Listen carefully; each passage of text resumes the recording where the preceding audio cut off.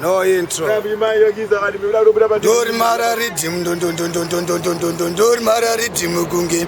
Chapungu ndine chipo chekuimba kwete. Cheshungu handipedze nguwa kunyora namba. Mabhuku mchandigadza mambo mega kwete.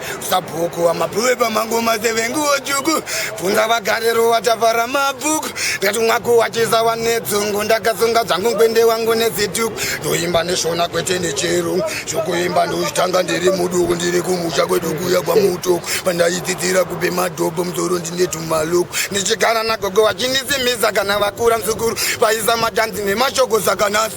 Ndozvirowa dundundwini ndozvirowa dundundu. Handipeke gemenzi kana ngundwini. Vaisa matanzi lakapfeka tanbut. Ndekotare chini nipakereso. Ndozvirowa dundundwini ndozvirowa dundundu. Handipeke gemenzi kana ngundwini. Vaisa matanzi lakapfeka tanbut. Ndekotare chini nipakereso. Ndopindira semhepo sechampuripuri. Nasi ndogadzira zita zvese kane mbiri. Onterera iwo kawari mhiri. Waisiwa pamangoma neskiri. Dongoroka ritimusa nekepiri.